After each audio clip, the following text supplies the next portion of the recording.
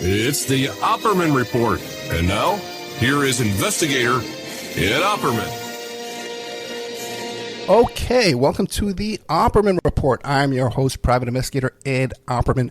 You could find me at Opperman Investigations and Digital Forensic Consulting if you just email me directly at oppermaninvestigations@gmail.com. I am so excited about today's guest. We've been talking for a half hour before we even got started. Glen Meek, okay? He's written this book. He's from Vegas, 20-year criminal for the prosecutor's office over there. I think it was prosecutor's office over there in Vegas, reporter. Wrong numbers, call girls, hackers, and the mob in Las Vegas. Now, I know this story because it happened just as I moved there. So I'm so excited to have this. You can also find me at Glen A. Meek on YouTube. Got a YouTube channel. And this guy's done stories about the Barry Seal, he was telling me, and Jeff Garman with the Vegas guy, reporter who got killed. So Glen Meek, are you there? I am here, Ed. Very happy to be on your program. Would like to make one quick comment, not necessarily a correction, but I was actually investigative reporter in Las Vegas for about 30 years. During a short period, I took a brief hiatus from reporting and worked as a criminal defense investigator. So I was working on behalf of the defense, Gotcha. As opposed to the prosecutor's office. But I was actually a staff investigator with the federal public defender. So I learned a lot about how the justice system works. And, I probably deconstructed hundreds, if not thousands, of police cases. And essentially, did my best to poke holes in them when I could find a place to poke them. But so I do have extensive experience both in, journalistic investigation and criminal defense investigation. And KLAS TV for how many years? Just a couple of years at KLAS. When I first started looking into this story regarding this weird intersection of organized crime, traditional mob-type organized crime, and cybercrime, I was working for the ABC affiliate, which I believe is KTNV TV still there in Las Vegas. This story with the hackers, what year was this? It all started around 1997, 1998, when the internet was pretty new. And, at the time, the cops, the FBI, federal investigators knew very little about hacking. The people that knew about hacking were the young kids who were on their computers, who had grown up with computers. So they were miles ahead of the, both ahead of organized crime and ahead of the FBI at the time. And suddenly you have this really strange intersection of supposedly computer hackers getting involved with the sex industry in Las Vegas, overlaid by an FBI investigation and an alleged attempt by the Mafia to come in and try to find the hacker and make the hacker work for them in a sort of, if you'd like to continue breathing type situation, right. You might want to start doing what you're doing for us. Well, give the audience an idea. Back in those days, the Las Vegas Yellow Pages was about 5 inches, okay? And 75% were these escort service ads, right? It was unbelievable. Yeah. In fact, it was really funny. To do a little promotional work for the book, I went down to the library, and I don't know if you know this or not, but in the Las Vegas library, you can find the old phone books. And sometimes I used to go down there just to see if, you could find people like Oscar Goodman, he's a former mayor, but also was a lawyer for a lot of these mobsters. And, just see if you can find their old phone number when they were in the book in those days, right? Right. I pulled some of these phone books from that era, 1997, 1998. 134 full-page ads, essentially for escort services. It was incredible. And every one of these ads cost about $3,000 a month. So you can see that just the advertising aspect of this was in the millions of dollars. And it was, it actually got so out of hand that, people started complaining to the Clark County Commission. They're saying, oh my God, my kid goes in there, he's looking, to order a pizza, and he's got, all these, different coquettish college, nymphs, and, these advertisements for, blonde Asian MILFs who want to meet you tonight. And, they started complaining about all these ads. And eventually, they made him take the salacious pictures of the women with their with their glossy lips and all that stuff out of the phone book. But the joke at the time was, let your fingers do the walking, let your fingers do the street walking, because these places were, not merely escort services. The whole idea was that many of them, if not most or all, were really fronts for out-call prostitution, or essentially fronts for call girls. Yeah, it's funny. You sent me that little clip, and the girl is saying, "We're not here to dance, We come here to dance." Yeah, that was what really demonstrated it. Yeah. The Metro Police used to do a lot of these stings, where they would just pose as a guy coming into Las Vegas for a convention, and they would call a number for one of these escort services that were in all these booklets that are passed out along the Las Vegas Strip.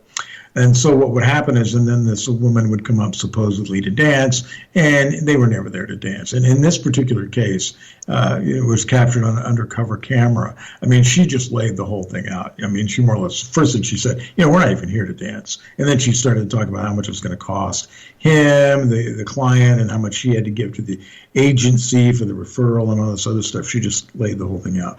But in sting after sting after sting in these hotel rooms, the police always, I don't know that they ever, after hundreds of these, ever had one where the woman really came there and said, I'm here to dance. That's not what it was about. Yeah, I think the deal was, too, they would ask you how much, what hotel you were staying in. They would know how much the night for a room there was, and then that was the price they would quote you, right? Absolutely. Right. Hey, what about, tell the audience about those clip joints they used to have, where the cab drivers would take you to those totally nude places, and then you'd go in there and they'd beat the crap out of you and take all your money out, and then the cab would be waiting for you out front. Just genuine, right up front clip joints. Or some of them were these bee drinking things, where the women would pretend like they're really interested in you as long as you kept buying them, $200 bottles of, cold duck, which was sold for $1.98 at the 7-Eleven down the street. But then there were actually some fairly, high-class strip clubs out there that were doing allegedly the same thing. And there was one particular one which was very well known for all the organized crime figures who were connected to it. And eventually that finally went out of business, but it was remarkably successful. And every time somebody came in to film a movie in Las Vegas, you would see all sorts of, Hollywood A-listers down there getting their lap danced. I've been to Crazy Horse. Yeah, it was a cool club, yeah. Crazy. They had three of them, Back when I used to come back there in the 80s, it was a much smaller joint. But anyway. But yeah, the whole thing was the sex industry was huge in Las Vegas, particularly in the late 90s. And in this particular phase of the sex trade in Las Vegas, what had happened is they had commercialized it to such a great degree that it was really hard for law enforcement to do anything about it, because these services would, all of the women that worked for these services were strictly contract employees. So they weren't anybody that actually, were employed by the agency. And so if one of them got arrested, the cops would say, "See, you're running prostitutes out of your agency." And they would say, "No.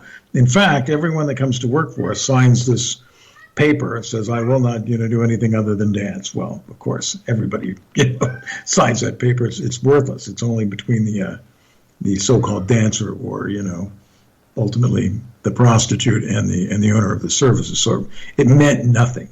But it insulated the owners from the police, because these guys were not traditional pimps in that traditional sense.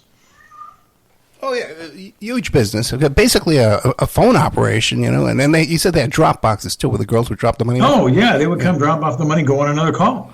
And it was really funny, like all these pamphlets were handed out on the strip. They had these news racks full of these things, and people on the strip would open a news rack, pull it out. Like I said, it would say, coquettish college co-eds want to meet you tonight, or, blonde Asian MILFs, or whatever the case may be.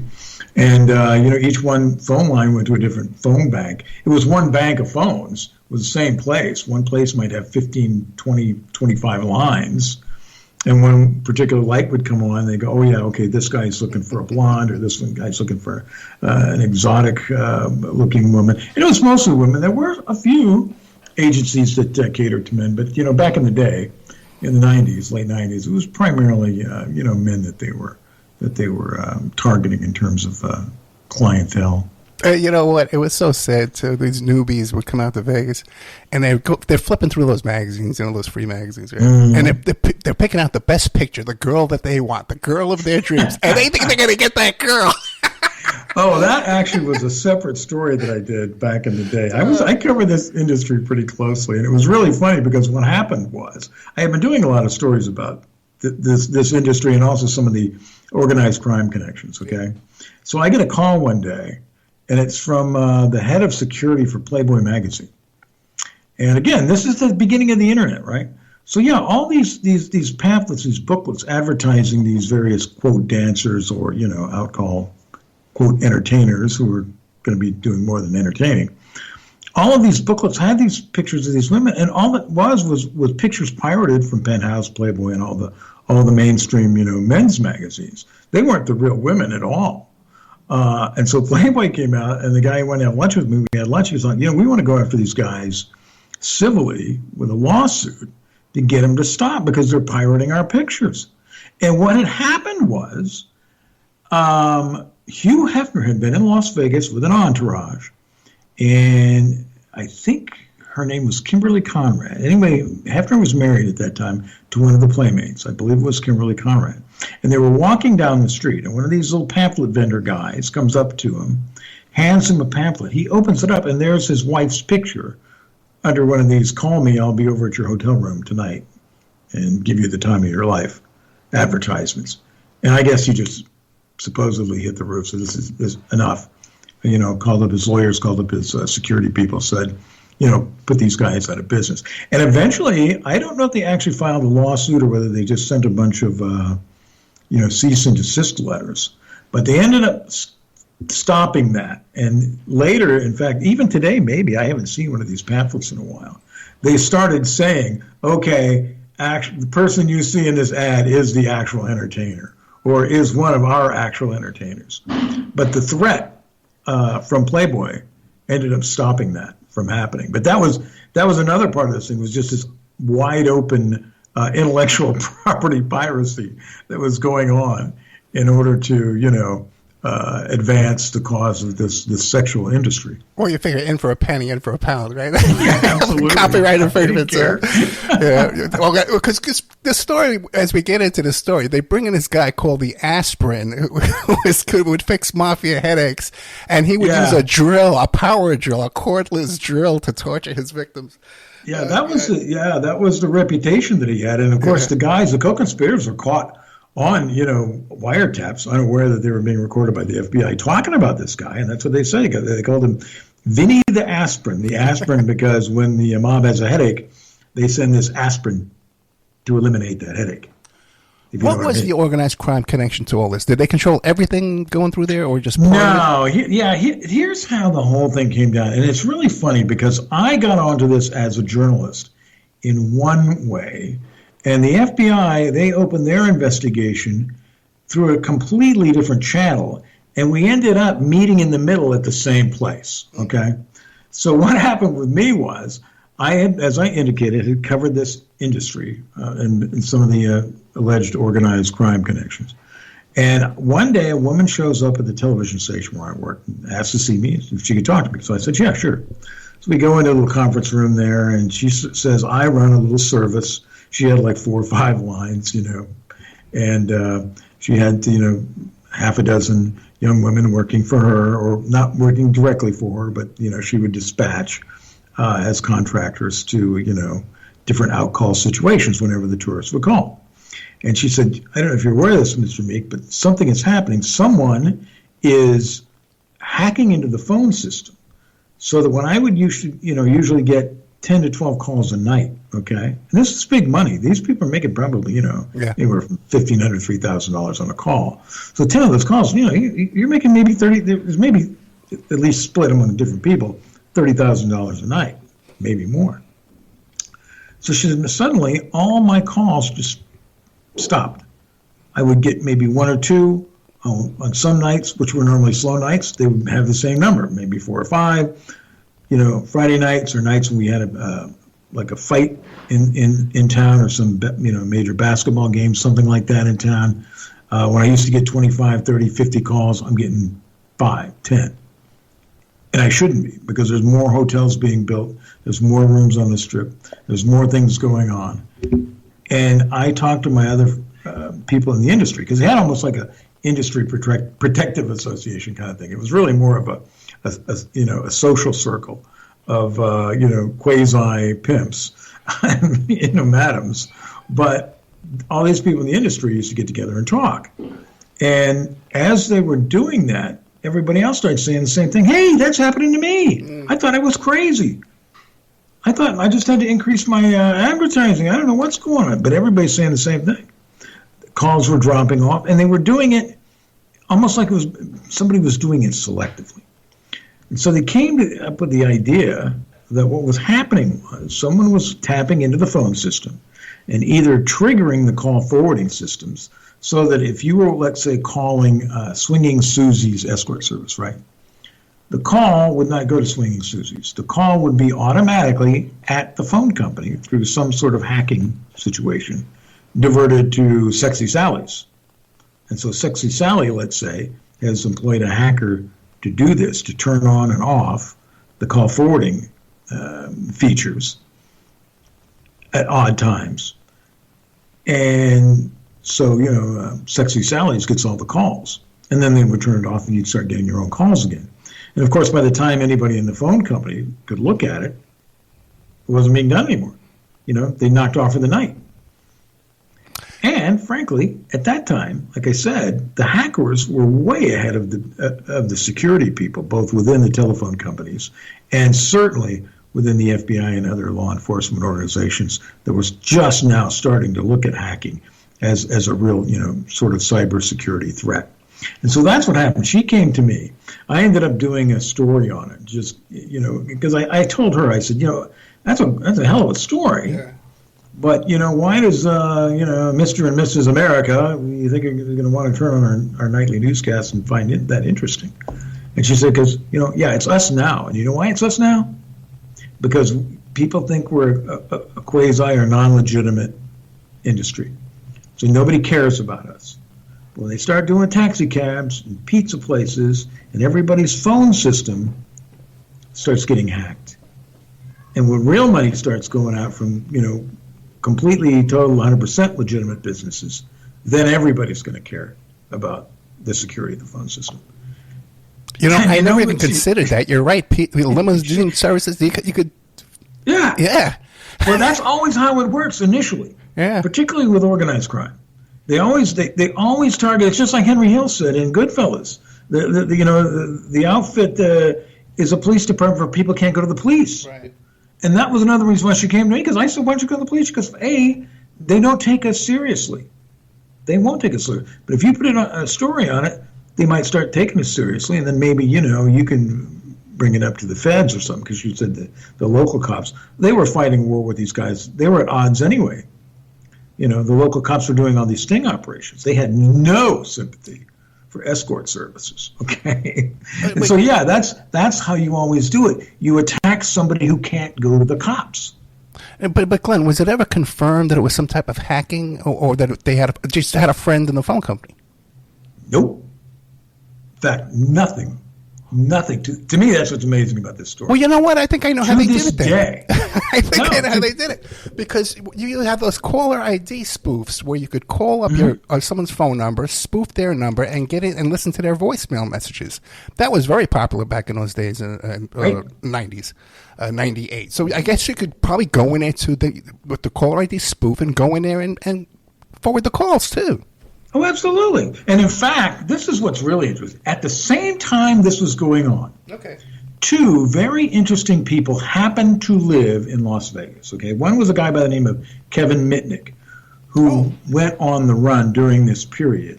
He's one of the most famous hackers in history. In fact, when he got out of jail for hacking, he moved to Henderson, Nevada, and opened a cybersecurity organization from his old stomping grounds of Las Vegas.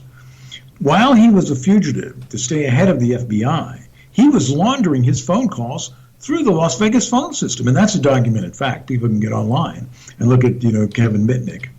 And you'll see that he admitted that he laundered his phone calls through the Las Vegas phone system. Also at that time, there was a woman by the name of Susan Headley. She went by the handle of Susie Thunder. She was an escort and a hacker.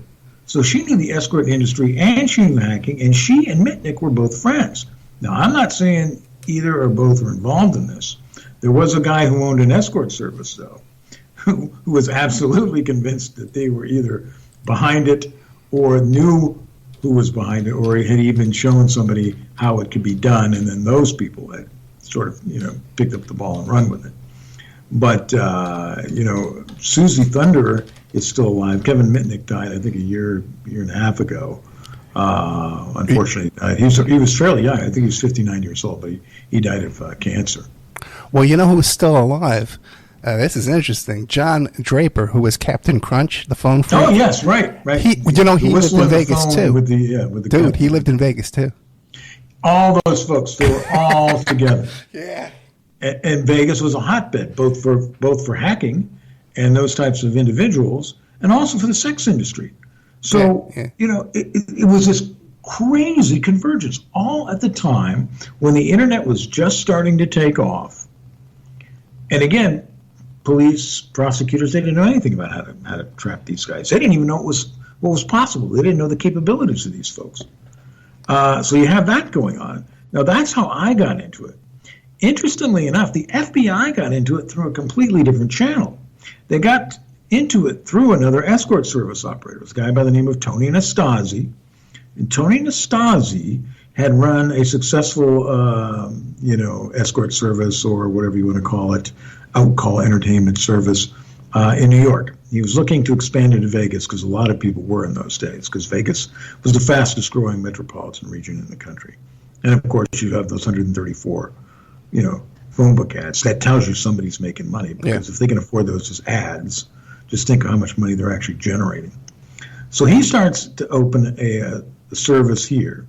He gets arrested for pandering by the Las Vegas Metro Police. Now, he claims that the police more or less told him, hey, you got to sort of scratch our back if you want to operate this town. You know what I mean? Yeah. Like, essentially, he was alleging that they were looking for, a piece of his action. Shakedown. A shakedown, exactly. That's what he alleged. So he goes to the FBI and says, by the way, back in New York, I used to help you guys out. You can call this guy. He can vouch for me.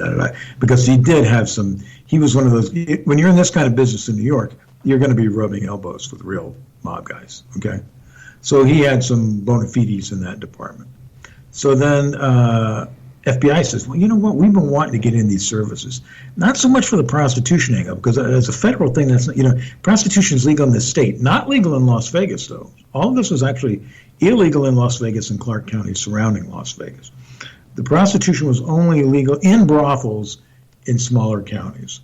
So the money was really in Las Vegas, where it was still illegal. But still, because it was legal in other counties in Nevada, the feds didn't really want to go so much after that. They were interested, though, in human trafficking, and they were interested in any kind of drugs that might be smuggled through there, and they were interested in money laundering and anything that might be emboldening organized crime, particularly since, the mob had essentially been run out of the casinos, and they were looking at, hey, now where's the mob going? One of their other traditional routes, which is what? The sex industry, the sex trade, whether it's prostitution or, strip clubs or what have you. So they were very interested in what this guy had to say. So they said, hey, look, would you let us put a agent in your escort service, and you can pretend he's your manager. And then you can introduce him to all these other escort services and all these other people. And he'd start to, be part of the industry and put feelers on and sort of see what's going on. And this guy goes, yeah, okay, you can do that. So for the first time, probably, and I'm sure it's last time, the FBI was essentially in league. I mean, they were partners in an escort service. Well, didn't they also, too, own one of those brothels, too? They went and took over one of those brothels, and they kept running it?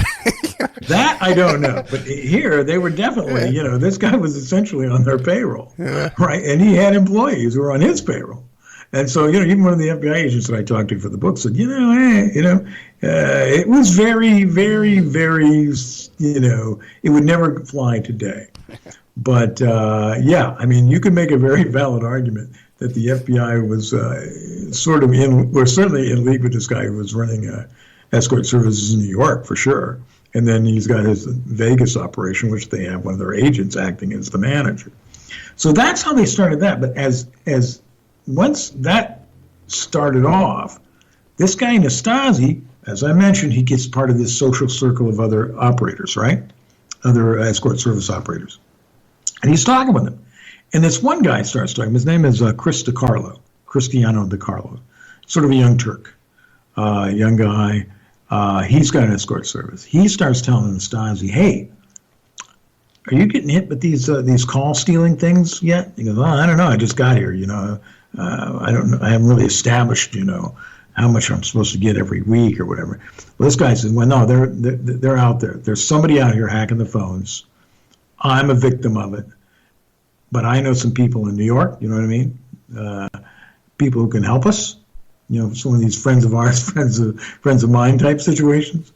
And so essentially, according to the FBI, this guy, Chris DiCarlo, had reached out to a man who was either connected to or an associate of one or more of the major crime families in New York, either the Gambinos or the Bananos, or possibly both. And this guy's name was Mario Stefano. And so Mario Stefano says, okay, we're going to send a crew out there from New York, New Jersey, and actually someone came from Tampa, Florida. I'm going to send a crew out there to stop this call stealing from that's victimizing our friend there in Vegas. And we're going to tell this guy essentially, hey, stop it, knock it off. Now you're going to do that. Whatever you're doing, you're going to do it for us. Okay. So that was the plan, according to the FBI. Was that this organized crime crew would come to Las Vegas, they would track down the hacker, and then they would give this hacker kind of make him an offer he can't refuse, work for us or else. And that's what they were going to do, to essentially kind of take over the escort service industry in Las Vegas. And that's where everything started, and that's when the FBI heard that. Then they started tapping everybody's phones. They found out who the crew was coming from. One guy came from New Jersey, two came from Tampa, and one of those guys was this guy, Vinny the Aspirin. And over these wiretaps, you hear them talking about him and how, he's going to get rid of these headaches we have in Vegas. Vinny the Aspirin, he'll eliminate that with his drill. That was the cordless drill, which they actually found when they eventually took these guys down. And you heard, I sent you some material. I don't know if you can be able to use any of it, but they caught them talking about trying to find this guy, because that was the thing that was really funny about this. You've got people using old-fashioned organized crime style techniques. But nobody, neither the cops nor the alleged wise guys, any of these people really knew enough about computers to figure out, who was doing what to when. But there was a guy, curiously enough, his name was Charles Coveney. And Charles Coveney was a wiretap expert and a computer expert, and he had his own mob connections. He had actually started out in New Jersey. He was from New Jersey. And he was a wiretap expert, but he had worked both sides of the streets. He had done work for the feds, he'd done work for local police departments, black bag operations, and then went out to Las Vegas. And according to him, I ended up interviewing him years later. He became friendly with a guy who used to have his own organized crime connections. And that was Benny Binion at Binion's Horseshoe. Right. And so he started, I was told, living at Binion's Horseshoe, and what was essentially an unlisted number.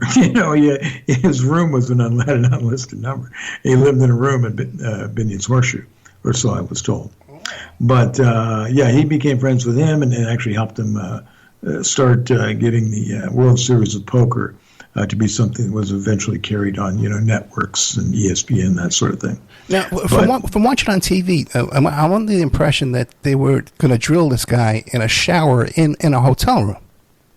No, it was. No? They actually had. There was a guy. They had zero It was like, it was like the Keystone Cops. They had zero luck trying to find this guy, okay? Zero.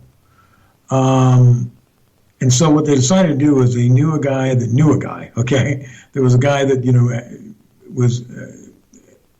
he knew some of the people in the computer industry. Okay. And he was supposedly, had also known some people in the, organized crime community. And so they said, we're gonna bring this guy to the office of this Chris DiCarlo, who was the aggrieved escort service owner who had reached out to the guy in New York. Okay, so they bring him to his office and they start working on him. During that period of time, one of the guys in the crew picks up a phone and calls this Tony Nastasi, right, who was the FBI informant, and starts telling him, "Oh, this is great. We're going to get the info out of this guy. Vinny's got his drill out. Oh, hey, I hear it. I don't hear any screams yet. So he's probably just putting it up next to his head. So this Nastasi goes, oh, okay. Well, you don't want to have a package you got to get rid of later, okay? Oh no, we're just, we're not going to have a package to get rid of, but we're going to get this guy to talk. So then he goes, okay, well, yeah, well, call me back later. Tell me what he says.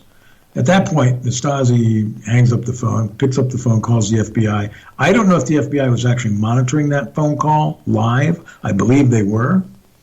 But if they weren't, Nastasi tells the FBI, hey, you need to listen to that recording because they got this guy in a room with a drill, and Vinny the aspirin is about to cause a headache if he doesn't get rid of a headache.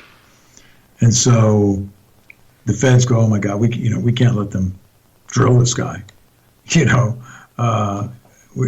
okay if he's getting grilled, but not if he's getting drilled. So they burst in. But anyway, they burst into the room while all this is going on, and they arrest everybody. And then the thing goes on for months and months and months. But because they were afraid that this guy was going to get his head drilled, they had to pull the whole operation down. And though they got convictions from everybody, they never ever figured out whether this was really going on or not.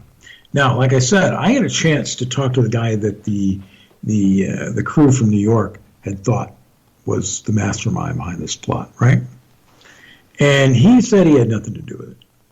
And he said he believed it was happening, though, because as a computer expert, he was almost, plus he knew all these people in this industry. And he said, no, it was happening, but it wasn't happening the way they thought. He thought what was going on was that there was a group of guys who worked for the major hotels, most of the major hotels, right?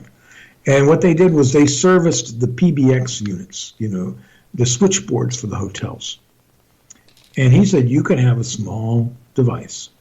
You put it in the switchboard. You just program it with all the numbers for all the escort services. And you can get that from the county because each of these services has a phone number. It has to be registered with the county in order for them to have a business license. So you can get all those numbers, program it in this little device, put that in the hotel switchboard. And so every time this guy wanted to call escort service A, the switchboard in the hotel would switch it to escort service B. And so B would send a woman up, okay? And escort service A never got the call they were supposed to get. Okay, you see, now that makes sense because I'm Doesn't it? Yeah, because I'm sitting here saying, okay, look, if I'm trying to figure out who's picking up these calls, I'm just going to call my own phone number 10 times a day and see who picks up. If I'm not picking it up, you know what I mean? Or if it's me and Glenn, and I'll be calling your number. If you're not picking up, if some XYZ escort service picking up, then we know who's doing it, right? Boom. But you can't rent a hotel room every day, right? And call her there. No, it's possible you could, from some of the actual phone freaks that I talked to were actually good at this. Right. There were places, there were ways to do that. In fact, one of the guys I talked to was an ex-phone freak. His name was Polson. And he actually had gotten into trouble in Los Angeles doing the same thing. What happened was vice cops in L.A. had shut down a bunch of these services, right, pursuant to court orders. Well, the problem was these services were shut down, but their ads were still live in the phone book because they didn't put another phone book out for another year, okay? So what he did was he had a friend that had an escort service, and he reconnected all those numbers but just had those calls forwarded to his friend's escort service.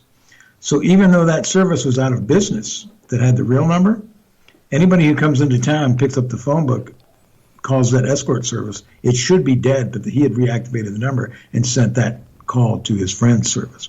So he had actually done something like that through a phone company hack. And that is so brilliant, like who would think of that? Why can't we have people like that curing cancer instead of being in the escort business? And you know what's really funny? I mean, you've been there, of course, and lived there. Yeah. Always, whenever they would have Comdex, which was like the computer, the big computer convention for, computer nerds. Yeah. They used to have also what they called sex decks, where where they would have a giant convention for, pornographers and strippers and everything else. And for some reason, computer nerds are also always interested in pornography and, strip clubs and all this other stuff. So I don't know. The two industries have always been sort of interrelated for some reason. Glenn, I was in the beeper and cellular phone business in Staten Island, okay? Right. When I went to the first Consumer Electronics Show convention in Vegas, I go to the Sands, and I see this big line of people going downstairs. And there's a paper sign on the door that says adult software. I walked through that door. It was Caligula. Oh, absolutely. All the porn sites and women walking around and, my stripper poles everywhere. And, oh, my God. But that's where the bar was, too, so I had to go down there like every half hour. Well, naturally, yeah. Just research, So now, did they ever catch did this stop happening? Did they catch the guy who came up with the scheme? Or what's going on? Well, that's what's really interesting. Theoretically, it did stop. It just the whole thing kind of petered out once it became public. Once the FBI arrested these guys, all the publicity came out, it just kind of went away. But at the same time, cellular phones started being used. People started then using the internet to make their hookups. So the phones, that was really the last gasp of the phone system being used for, hookups between, sex workers and their customers. It's all become, internet heavy. And in fact, one of the guys that they suspected might have been involved, or that some of the escort services said, we're doing really poorly. This guy's doing great. We think he's the guy that hired the hacker to steal our calls. We think he's stealing these calls. Well, this guy was really the first one to go on the internet and make the services of his company's services available to clients over the internet. And so everything was changing then. People were going to cell phones. They weren't calling from the hotels anymore, okay? Right. So that's another thing. If it was happening in the hotels, they're not calling them in the hotels. Everybody's using their own cell phone. But it was interesting because one of the things, I forgot to mention this earlier, that made me agree to do the story originally that I did with the quasi-madam that came to see me. She had how she got onto this to begin with, she had a guy come to her office, which was like in one of those little strip malls, where the like the small engine repair shops are and all that stuff, like right on Valley View there. Guy shows up, he's hopping mad. She goes, "What can I do for you, sir?" He says, "You can give me my effing Rolex back and my money too." And she goes, "Well, I know what you're talking about." He says, "Well, yeah, I called your place. I looked it up. I went down to the county, found out that this number comes to your business. I called your service, and you sent a woman over to my room, and of course she said, 'Oh, before we get started, I need you to go in there and take a nice hot shower for me.' Well, while he's in there taking a nice hot shower, she's taking all of his money and his Rolex that's laying there, on the bedstand. And then she vanishes. So my quasi-madam says, "Well, let me check my records. We'll see what happened." So the guy brought and gave her a copy of his hotel folio, okay? In those days, when you made a local call, at a lot of these hotels, that call was on your folio, okay? Because you were charged for it. Yeah, you used to be charged for every single call out of those hotels. It was a fortune. Yeah, and so I think there's probably hotels that have only, you may have hotels now you can't even call out on, but you can call the front desk for it. But anyway, this was, again, when people were just starting to get cell phones, too. That's all these things were happening at the same time. So, she looks at it and sees that, yeah, he called her number. She goes, I was working that night. She gets her phone girl. They open their books. We didn't, that was one of those nights we didn't get a call. We did not send anybody there. And, he takes off. Well, there's nothing he can do because it's just like we talked about earlier. He can't go to the cops because if he goes to the cops, he's got to explain to his wife and his boss while he was on a business trip that he was trying to, get a hooker to come up to his, hotel room. So he was not in a position where he could go and tell the cops and make a complaint. Okay. So anyway, he goes storming out, but she had the hotel receipt. He left it, and she showed it to me. And it was definitely one of her lines, one of her numbers. Now, that could have been just like what the computer expert that the alleged mob-connected guys thought had happened. That might have been a situation where this guy was in this hotel room, this big hotel. He called down, and it's a little device in the in the PBX unit down there, the switchboard. Realizes he's calling this one service, and then switches the call to another service. And of course, that other service gets the call. If somebody goes in there and steals the Skype line, who are they going to go to? Even if the guy decided to make a complaint to the police, which he wasn't going to do. I mean, what do? They have the number of the wrong service. That's all they have. We're talking to Glen Meek, and you can find him on YouTube at Glen A. Meek on YouTube there. We're telling all these kind of stories. And the book we're talking about is Wrong Numbers, Call Girls, Hackers, and the Mob in Las Vegas. So, Mr. Glen Meek, when you see this hotel phone bill, do you trot down to that hotel and ask for the head of security, hey, what's going on here? These calls were made from your hotel, but they were hijacked? No, I didn't, and I probably should have. At that point, I think we were all thinking it had something to do with the phone company, and I did call the phone company, and the phone company, hey, it's not us. And you would have thought they would have said, hey, maybe you ought to check with the PBXs, because nobody really realized that the PBXs were separate from the phone company. But they were. And the people that serviced the PBXs in some of these hotels at that time were different. They were different companies. So I wasn't even aware of that at that time. So, no, I didn't. I should have, though. And I had to do again, knowing what I know now, I would have. Well, I tell you, the book's got great reviews, man. And my friend in Ireland I was telling about who read it says, hey, get this guy right away. So great stuff there. Wrong Numbers, Call Girls, Hackers, and the Mob in Las Vegas. What other kind of Vegas stories did you work on? Oh, my gosh. I did a little bit of everything. What was really funny is that when I first got there, I was told, you're going to get the court beat, and you're also getting the atomic beat. So there's an atomic beat. I was probably the only, or one of maybe 2 or 3 television reporters, in America, whose beat was the nuclear test site.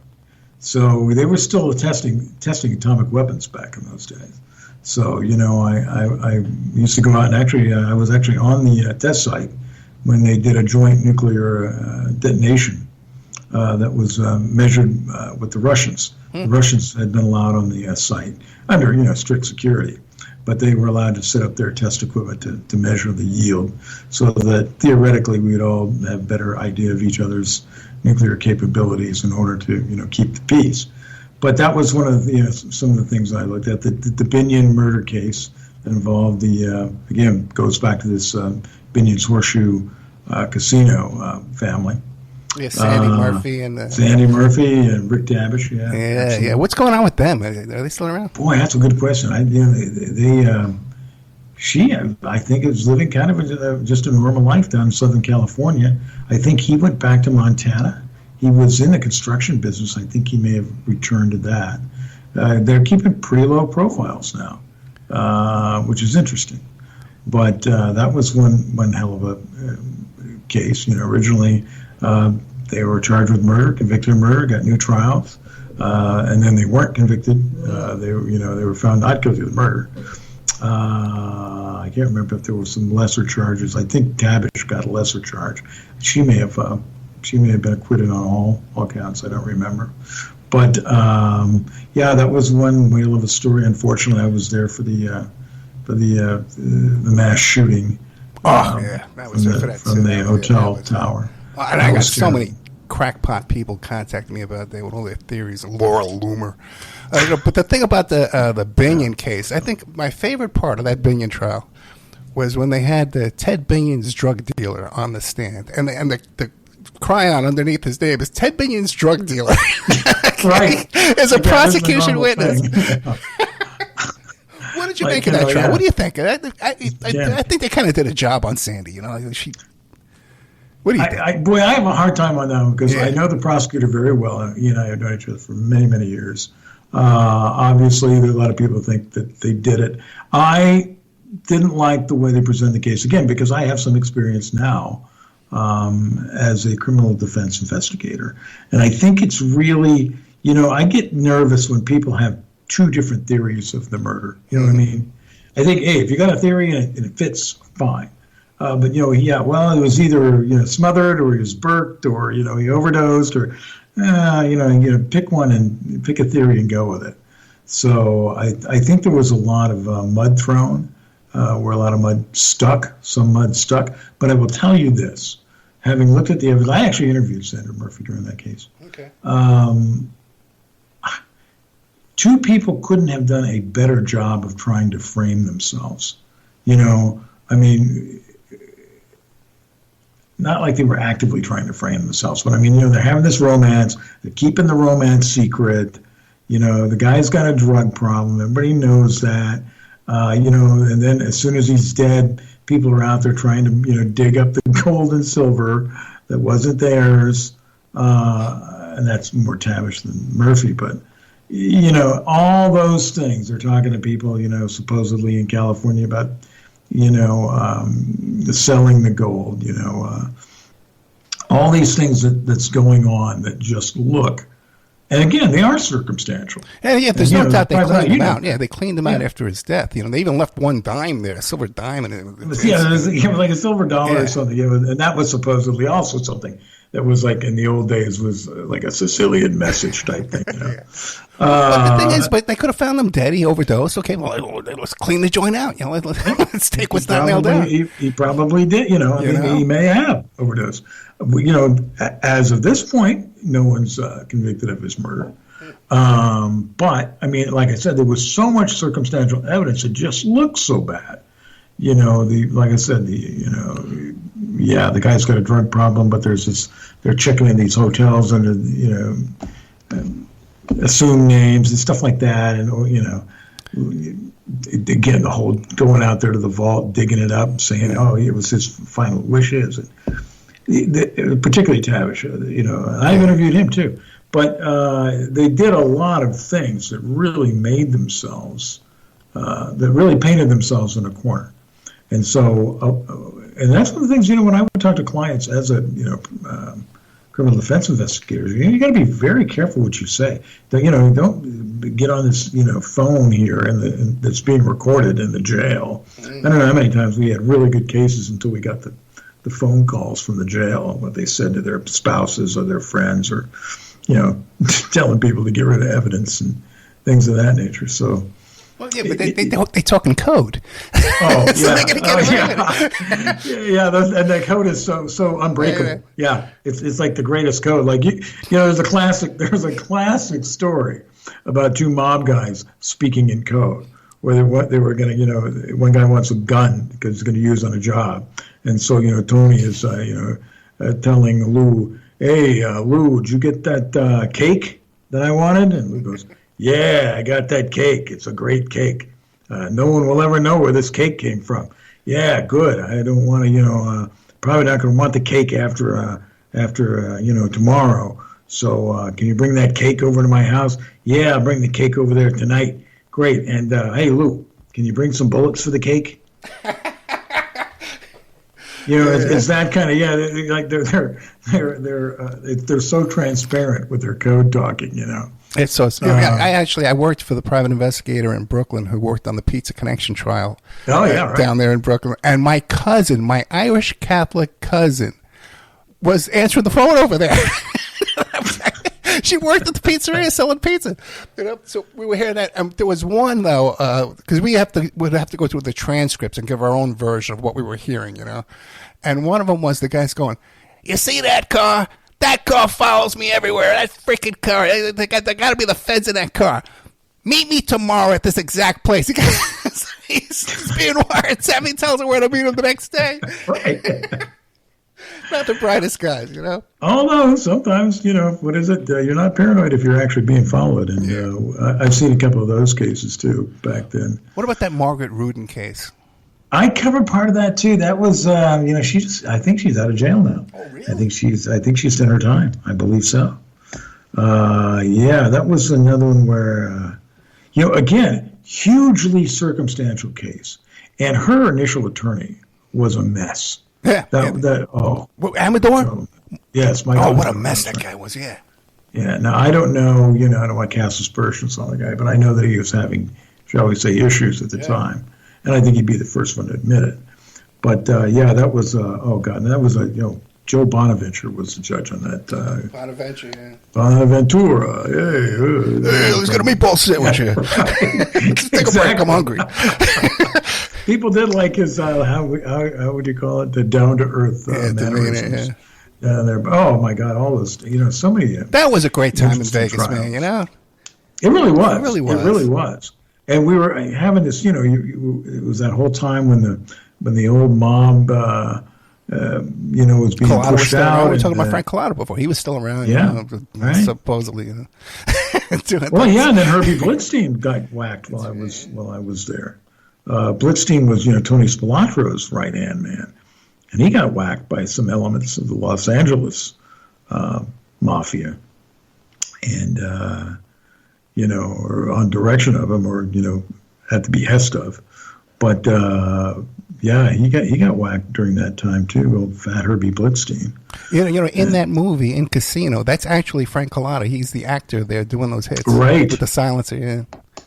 Right. Frank was like an advisor on them. I know a number of people were in that movie, extras. In fact, there's a cop that comes to the house when De Niro, is having the big fight with his wife as the character based on Lefty Rosenthal. And I actually know that cop. He actually makes appearances on national TV every now and then as a sort of a police procedures expert. His name's Randy Sutton. He's in that movie. There's another reporter, Gwen Castaldi, that I know that's in that movie. Actually got a scene with Robert De Niro. So I know a lot of the people that I worked with. Yeah, that fellow too with the really flashy dresser. He used to work for the men's clothing stores with those big glasses. Remember that guy? Oh yeah, I know you. Jose Banky there, right. Robert Mayhew. I think they used his home as for one of their filming locations. Yeah, probably. Yeah. I met Robert Mayhew. So did I. Yeah. Interesting guy. When I first went to Vegas, yeah. Yeah, and his firm, the firm that he established, International, Mayhew International. Yeah. Yeah, I think it's under a different name now, but I think the firm actually still survives. Oh, really? And they have like his picture in the lobby. But yeah, very interesting guy. Former CIA, former FBI. Just Howard a fascinating guy. Howard Hughes, too. Yeah, Howard Hughes, right-hand man, right. Yeah, what a fascinating guy, yeah. And he died, and his son Peter died, but there's another son living, I think, right? Right, yeah. right. In fact, I don't know if there was all kinds of just craziness that went on there. Yeah. Just things that, like I said, I look back now, 20, 30 years later, I go, God, did I really live through that? Did I really cover that? Was I walking downtown and talking to these guys? What? I can't. Sometimes it's hard for me to believe that it really happened, but it did. Real stuff. I don't know. I'm a little too old for this stuff. I wouldn't want to. I need a slower pace these days. I enjoyed living it, but I wouldn't want to relive it. Let's put it that way. That's a young man's game, But I tell you, I look at the news in Las Vegas, and I think part of the problem now is the news business is different. None of the people in the news are like, my day, you go and you'd be in a city like Las Vegas, and you stay forever, like I did, 20, 30 years. So you knew everybody. You were very deeply sourced. Today, when I look at the news, it's a bunch of kids, and all they really want to do is get a good-looking resume reel so that they can get a job on a reality show.